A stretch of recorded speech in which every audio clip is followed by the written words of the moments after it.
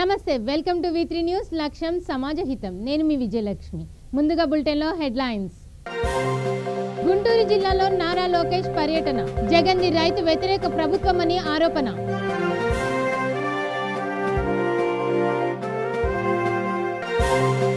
YCP ప్రభుత్వంపై Ayyanna Patrudu fire. అభయహస్తంలో మహిళలకు అన్యాయం.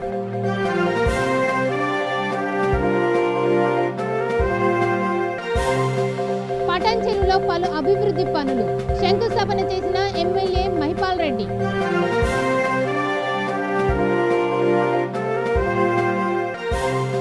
భద్రాచలం స్వామివారి ధనుర్మాసోత్సవాలు అంగరంగ వైభవంగా నిర్వహించిన పూజలు.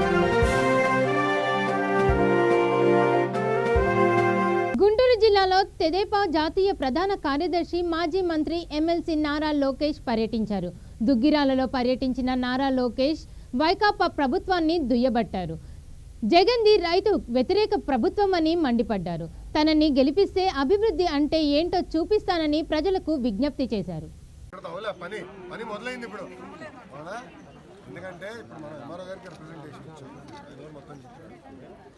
అవన్నీ కాదు, ఇల్లు తొలగించడానికి లేదు, ఎవరు అడ్డం పడాలి, న్యాయం ఉంటుంది, మనం ఈ తరఫున పోరాడాలి. అవునా కదా? ఒకటి న్యాయ పోరాటం కూడా నేను చేస్తాను, సందేహం నేను గట్టిగా నేను అప్పుడు నువ్వు అన్నట్టు ఇద్దరి మధ్య కూడా అందరినీ ముంచాల్సిన అవసరం లేదు. అవును, ఇప్పుడు ట్యాంక్ పొరమ్మకు అంటే కొండ పొరమ్మకు కూడా ఉంది. చంద్రబాబు నాయుడు గారు ముఖ్యమంత్రిగా ఉన్నప్పుడు విశాఖపట్నంలో కానీ విజయవాడలో కొండ పొరమ్మకు కూడా పట్టాలు ఇచ్చేసారు. అవును, మనమే బట్టలు పెట్టి వసూలు అందరికి ఇచ్చాం. అవును సార్, ఇప్పుడు ఇచ్చేసారు, అందరికి పట్టాలు కూడా ఇచ్చేసారు. నేనే వచ్చిస్తాను, ఇంక నేనే చేయాలి. అప్పటి వరకు మనం పోరాడాలి, కాపాడుకోవాలి. అప్పటివరకు మనం పోరాడాలి, మనం కాపాడుకోవాలి. ఓకే, మరో గారు పాజిటివ్గా స్పందించారు. చూద్దాం చేస్తారో చేయరో, చేయని పక్షంలో మనం ఉద్యమిద్దాం. నమస్కారం. కారణం ఏంటో తెలుసా? 40 రూపాయలు రాష్ట్ర ప్రభుత్వం కడుతున్నా లీటర్కి అనేసి పన్ను వాళ్ళు ఎక్సైజ్ అని అని బాధ్యత కాదు. అప్పటికి బిల్ తిరిగి పంపించి మళ్ళీ తీసుకొచ్చారు కౌన్సిల్కి. తీసుకుపెట్టుకో, మర్చిపోదు.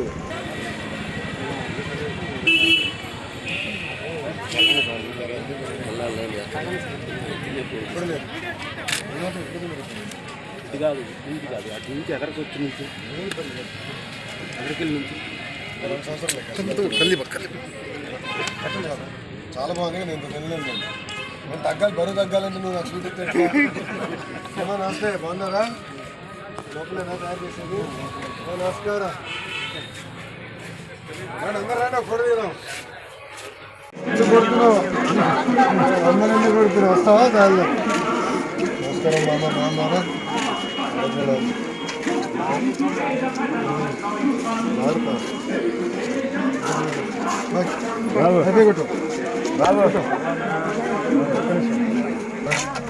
ఆగండి రా.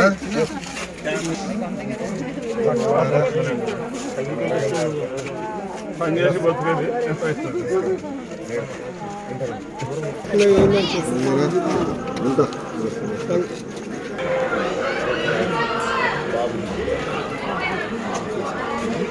ఎవరా? నీకేనా? ఇప్పుడు నీటి ఎక్కడ?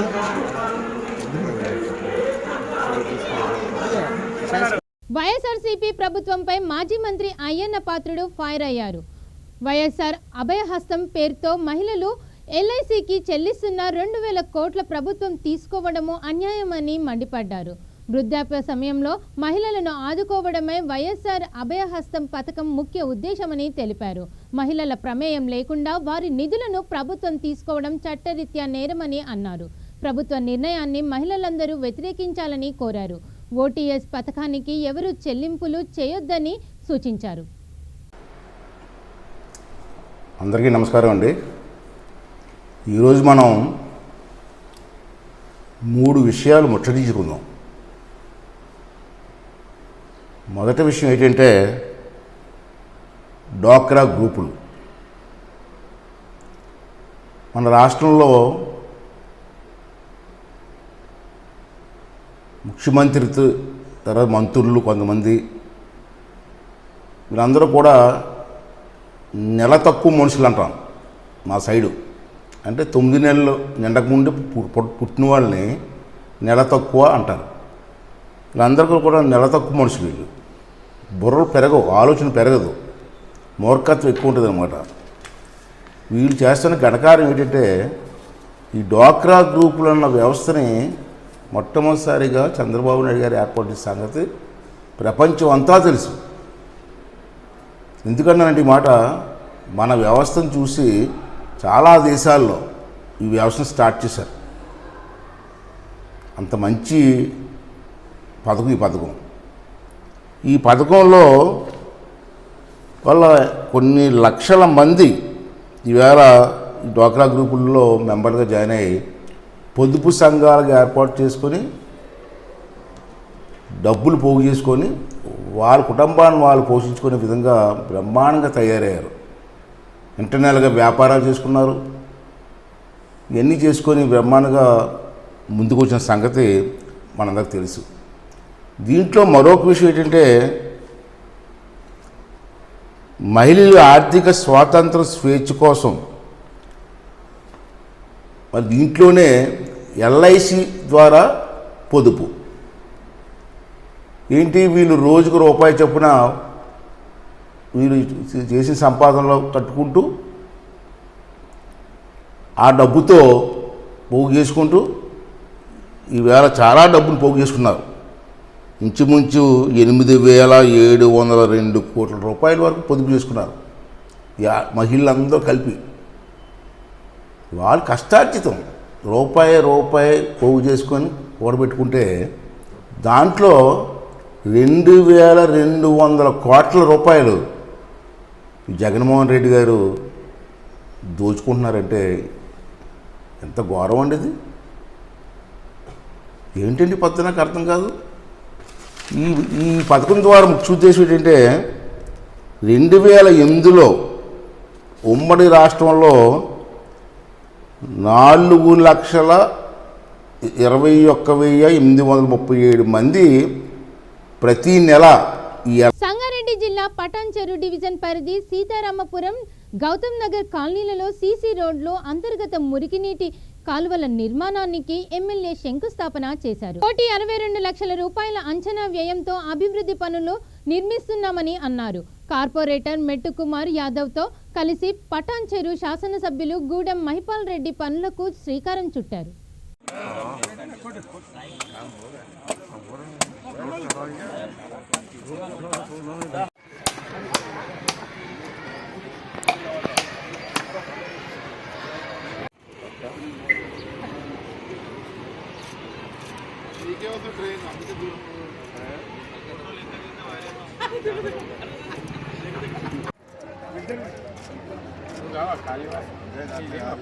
అందరికీ నమస్కారం.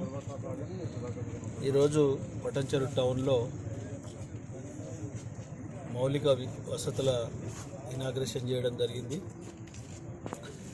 గౌతమ్ నగర్ కాలనీ, సీతారాంపురం కాలనీలో 1,66,00,000 అండర్గ్రౌండ్ డ్రైనేజ్కు కొబ్బరికాయ కొట్టడం జరిగింది.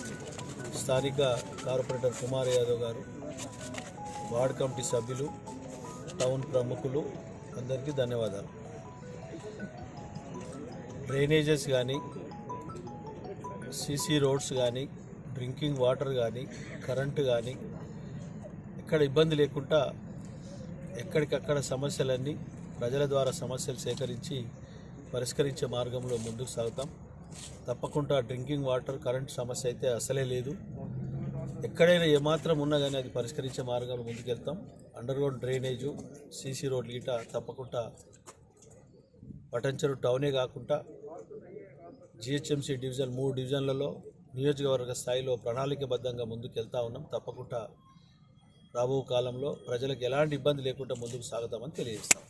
మంత్రి జగదీష్ రెడ్డి నాయకత్వంలో ఉమ్మడి నల్గొండ జిల్లా అభివృద్ధి పథంలో నడుస్తోందని సూర్యాపేట పట్టణ టీఆర్ఎస్ అధ్యక్షులు సవరాల సత్యనారాయణ అన్నారు.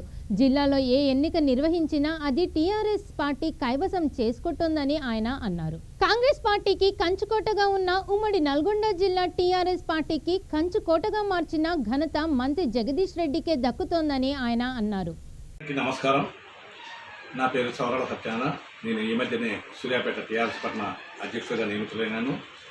మన మంత్రి జగదీష్ రెడ్డి గారి ఆశీస్సులతో సూర్యాపేట పట్టణ టీఆర్ఎస్ అధ్యక్షుడిగా నియమితులైనాను. మొన్న జరిగినటువంటి ఎమ్మెల్సీ ఎన్నికల్లో మన తెలంగాణ రాష్ట్ర మా ముఖ్యమంత్రి వర్యులు కేసీఆర్ గారి నాయకత్వంలో 12 సీట్లకు గాను 6 సీట్లు ఏకగ్రీవంగా ఎన్నికై మిగతా 6 సీట్లు అత్యధిక మెజార్టీతో ఎన్నికైనందుకు మన కేసీఆర్ నాయకత్వంలో ఎన్నికైనందుకు కేసీఆర్ గారికి ప్రత్యేక ధన్యవాదాలు తెలియపరుస్తూ, మరి మన ఉమ్మడి నల్గొండ జిల్లాలో మన సూర్యాపేట శాసనసభ్యులు రాష్ట్ర విద్యుత్ శాఖ మంత్రి వర్యులు జగదీష్ రెడ్డి గారి నాయకత్వంలో ఎమ్మెల్సీగా కోటిరెడ్డి గారిని తెలంగాణ రాష్ట్రంలో అత్యధిక మెజార్టీ గెలిపించినందుకు వారికి ప్రత్యేక ధన్యవాదాలు తెలియపరుస్తూ, మరియు మన ఉమ్మడి నల్గొండ జిల్లా ప్రదాత సూర్యాపేట జిల్లాను ఎంతో అభివృద్ధి పదంలో నడిపిస్తూ సూర్యాపేటలో మెడికల్ కాలేజీ, ట్యాంక్ బండ్లు, రోడ్డు వెడల్పు, మిషన్ భగీరథ కార్యక్రమాలు, ఎన్నో అభివృద్ధి కార్యక్రమాలు చేపట్టి ఏ ఎన్నిక వచ్చినా కానీ అన్ని ఎన్నికల్లో కూడా టీఆర్ఎస్ గెలిపించేస్తూ ఉమ్మడి నల్గొండ జిల్లా ఇంతకుముందు కాంగ్రెస్ కంచుకోవడంగా ఉండేది. అసలు కాంగ్రెస్ కంచుకోవడం బద్దలు కొట్టి ఈరోజు నా ఉమ్మడి నల్గొండ జిల్లాను పూర్తిగా టీఆర్ఎస్ కైవసం చేసుకోవడం జరిగింది. దీనికి మన మంత్రివర్యుల్ని అభినందిస్తున్నాము. ఏ ఎన్నిక వచ్చినా కానీ ఎప్పుడైనా కానీ టీఆర్ఎస్ గెలుపని చెప్పి మరొకసారి ప్రజలందరి ఆశీర్వాదంతో ప్రజల చేసే మంచి పనులతోటి వాళ్ళంతా కూడా టీఆర్ఎస్కి ఓటు వేస్తారని చెప్పి తెలియజేస్తుంది. మరియు ఈ మధ్యనే జరిగినటువంటి హుజూర్నగర్ ఉప ఎన్నిక కానీ, నాగార్జున సాగర్ ఉప ఎన్నిక కానీ, ఏ ఎన్నిక గురించి వచ్చినా కానీ టీఆర్ఎస్ గెలుపు మన ఉమ్మడి నల్గొండ జిల్లా ప్రదాత జగదీష్ రెడ్డి గారి నాయకత్వంలో ఏ ఎన్నికైనా కానీ ఈ టీఆర్ఎస్ గెలుపు చేస్తూ, మరియు వచ్చే 2 సంవత్సరాలు జరిగే ఎన్నికల్లో కూడా సూర్యాపేటలో మన మంత్రులు హ్యాట్రిక్ కొట్టబోతున్నారు. దీని అందరూ కూడా ప్రజల సహకారంతో సూర్యాపేటను ఎంతో అభివృద్ధి చేస్తారని చెప్పి అనుకుంటున్నారు. భద్రాద్రి కొత్తగూడెం జిల్లా భద్రాచలం శ్రీ సీతారామచంద్ర స్వామి వారి సన్నిధిలో ధనుర్మాసోత్సవాలు ప్రారంభమయ్యాయి. ఈరోజు మధ్యాహ్నం 12:26 సూర్యుడు ధనుసు రాశిలో ప్రవేశించగానే ఉత్సవాలను ప్రారంభించారు. అంతకుముందుకు ఉదయం 11 గంటలకు మూలమూర్తులకు, ఉత్సవ మూర్తులకు ఏకాంత తిరుమంజనము పూజ కార్యక్రమాలు నిర్వహించారు.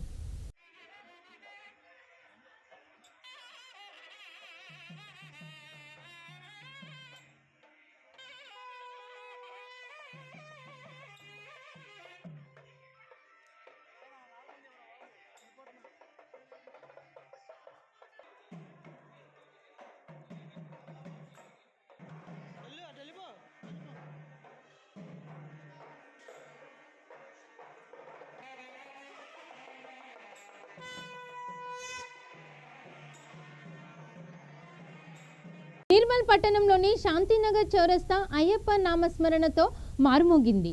కర్తాల్ ధర్మశాస్త్ర ఆలయ గురుస్వామి నర్సరెడ్డి, వేద పండితులు మేఘరాజ్ శర్మల ఆధ్వర్యంలో సురేష్ గురుస్వామి అయ్యప్ప మహా పడిపూజ కన్నుల పండుగగా నిర్వహించారు. పడిపూజ మహోత్సవానికి అయ్యప్ప స్వాములు, భక్తులు పెద్ద ఎత్తున తరలివచ్చారు. ఉత్సవ విగ్రహాలకు గణపతి, సుబ్రహ్మణ్య స్వామి, అయ్యప్ప స్వామికి పంచామృతాలతో అభిషేకం జరిపారు. తర్వాత పదునెట్టాంబడి వెలిగించారు. పడిపూజ మహోత్సవం సందర్భంగా అయ్యప్ప స్వాములు ఆలపించిన భక్తి గీతాలు విశేషంగా ఆకట్టుకున్నాయి.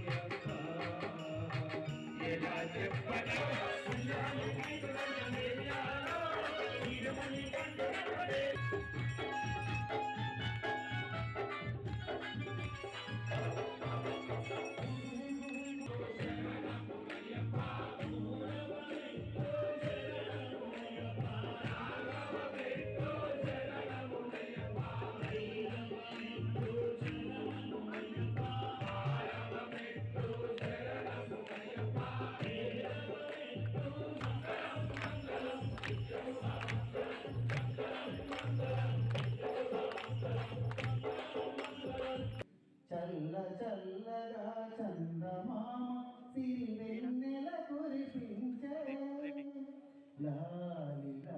సెబీకి వ్యతిరేకంగా దేశవ్యాప్తంగా నిరసనలు వెల్లువెత్తాయి. హైదరాబాద్ ఇందిరా పార్క్, ధర్నా చౌక్లో కూడా ఏజెంట్లు నిరసన తెలిపారు. సెబీ దగ్గర ఉన్న సహారా డబ్బు 24 కోట్ల రూపాయలు తిరిగి ఇవ్వాలని డిమాండ్ చేశారు.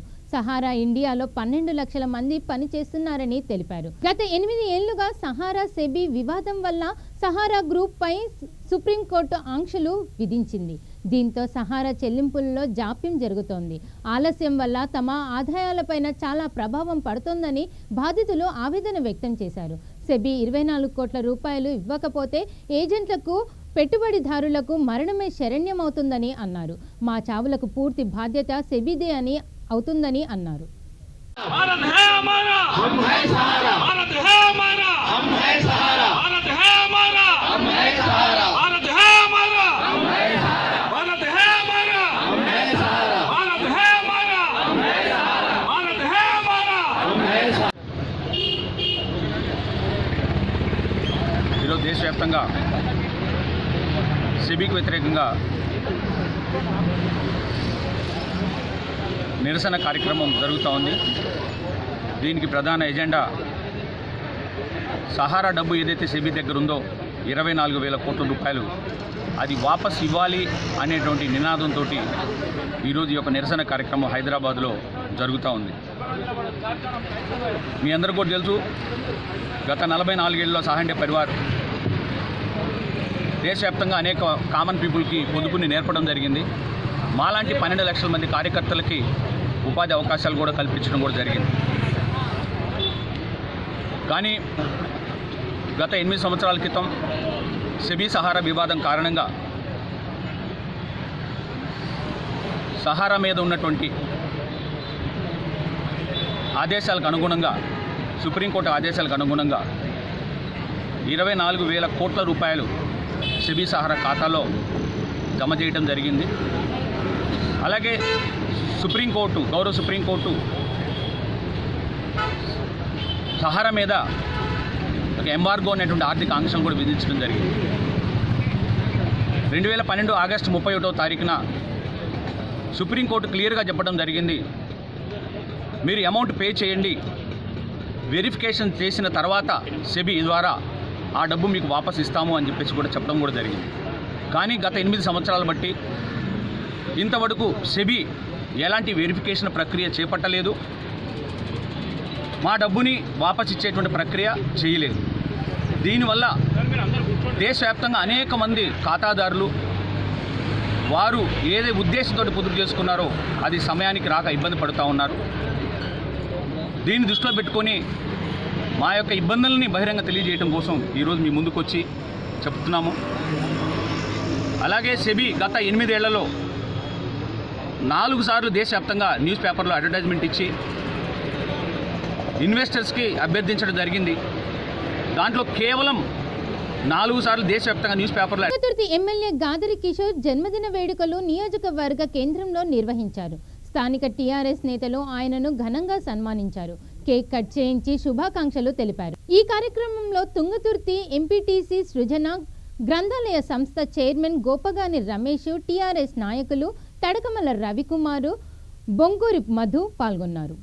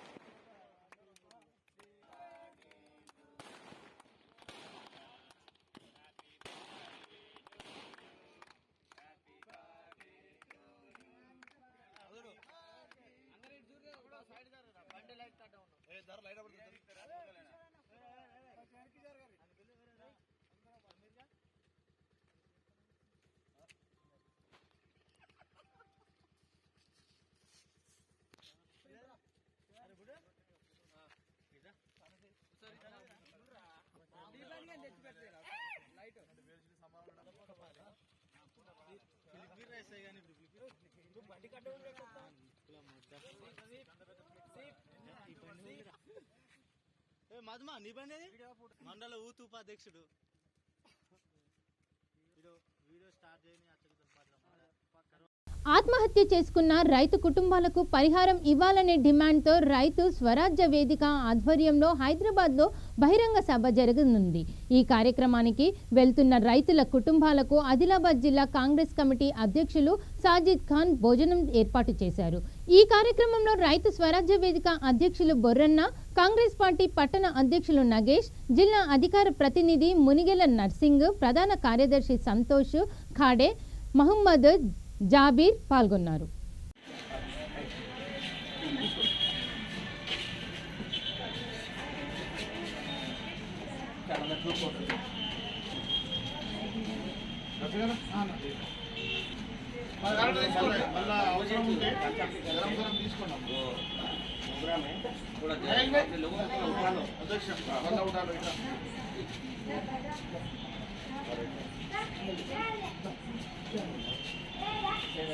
అశోక్ నంబర్ డాక్టర్ ఫోన్ చేస్తాను, మరేమన్నా 10 గంటల తర్వాత నాకు ఫోన్ చేయండి.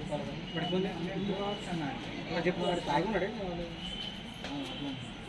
మాట్లాడు సీరియస్గా మాట్లాడు. సార్ ఫోన్ బీపీ ఉన్నాడు ఎందుకంటే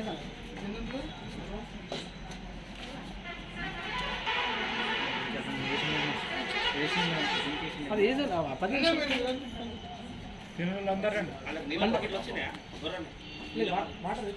వాళ్ళ పిల్లలతో మేము హైదరాబాదులో రేపు రైతు ఆత్మహత్య చేసుకున్న కుటుంబాలకి 194 జీవో ప్రకారంగా పరిహారం రావాలని చెప్పేసి బహిరంగ విచారణకి హాజరవుతున్నాము.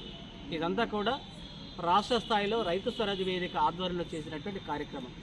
దీనికి వెళ్ళడానికి ముఖ్య ఉద్దేశం 2014 జూన్ 2 నుండి తెలంగాణ రాష్ట్రం ఆవిర్భవించిన తర్వాత అదే సంవత్సరంలో అక్టోబర్ 29 నాడు 194 జీవో తీసుకొచ్చారు. ఆ జీవోలు ఉన్నటువంటి అంశం ఏంటంటే తెలంగాణ రాష్ట్రంలో వ్యవసాయ భూమి మీద ఆధారపడి పంటలు పండించి ప్రకృతి వైపరీత్యం ద్వారా పంటలు నష్టపోతే అప్పులలో కూరుకుపోయి ఆత్మహత్య చేసుకున్న కుటుంబాలకి ఆ జీవో అనేది 6 లక్షల రూపాయలు పరిహారం ఇవ్వాలని చెప్పేసి ఆ జీవోలో ఉన్నటువంటి అంశం. అందులో 194 జీవోలో 5 లక్షల రూపాయల కుటుంబ నేపథ్యాన్ని వ్యవసాయ పెట్టుబడి కోసం ఇవ్వడానికి ఇచ్చేటటువంటి పరిహారం, ఇంకొక 1 లక్ష రూపాయలు ఎవరైతే ప్రైవేట్ అప్పులు కావచ్చు లేదా బ్యాంక్ అప్పులు కావచ్చు వన్ డే సెటిల్మెంట్ కింద వాళ్ళకి ఇవ్వడానికి ఏర్పడేటువంటి ఆస్కారం 1 లక్ష. అంటే ఉమ్మడి ఆదిలాబాద్ జిల్లాలో 2014 జూన్ 2 నుండి టుడే వరకు 589 మంది రైతు ఆత్మహత్యలు జరిగాయి. ఇందులో పరిహారం కోసం ఎదురు చూస్తున్న కొన్ని కుటుంబాలు ఉన్నాయి, పరిహారం వచ్చినటువంటి కొన్ని కుటుంబాలు ఉన్నాయి, పరిహారం రాక వేదనకు గురైనటువంటి కొన్ని కుటుంబాలు ఉన్నాయి.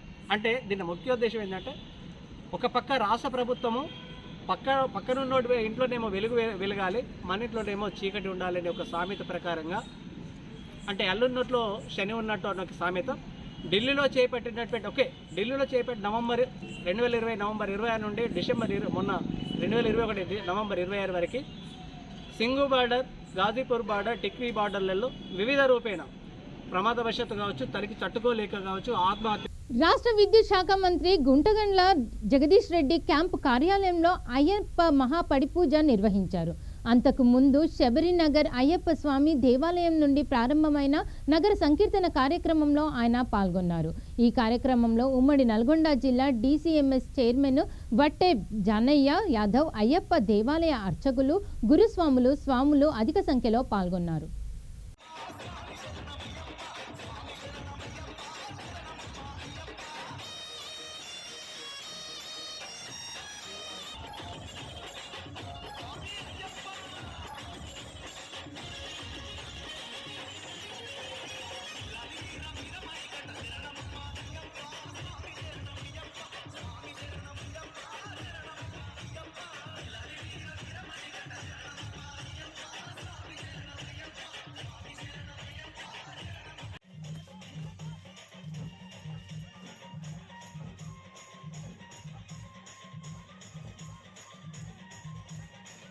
సంగారెడ్డి జిల్లా పుల్కల్ మండలం సింగూర్ ప్రాజెక్టు దగ్గర ఘోర రోడ్డు ప్రమాదం చోటు చేసుకుంది. అతివేగం వల్ల బైక్ అదుపు తప్పి చెట్టును ఢీకొంది. ఈ ప్రమాదంలో సంఘటనా స్థలంలోనే ఒకరు చనిపోయారు. మరో 2 యువకులకు తీవ్ర గాయాలయ్యాయి. గాయపడిన వారిని పోలీసులు సంగారెడ్డి ప్రభుత్వ ఆసుపత్రికి తరలించారు. ప్రమాదం పాలైన వారు మహబూబ్నగర్ జిల్లాకు చెందిన వారిగా గుర్తించారు. బాధితులు గొర్రెలను మేపేందుకు వచ్చి ఇక్కడే నివాసం ఉంటున్న వలస కూలీలని తెలిపారు.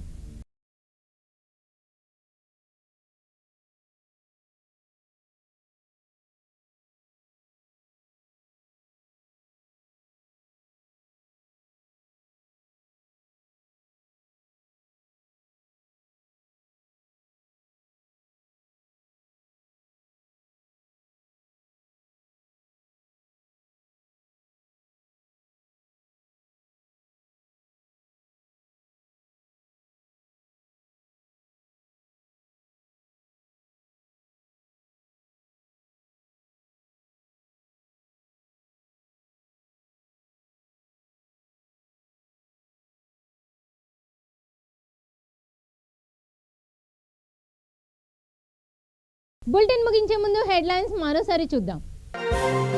గుంటూరు జిల్లాలో నారా లోకేష్ పర్యటన, జగన్ది రైతు వ్యతిరేక ప్రభుత్వమని ఆరోపణ.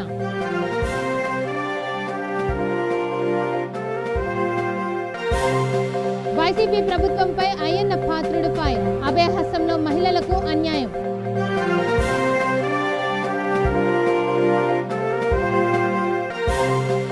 పటాన్ చెరువులో పలు అభివృద్ధి పనులు, శంకుస్థాపన చేసిన ఎమ్మెల్యే మహిపాల్ రెడ్డి.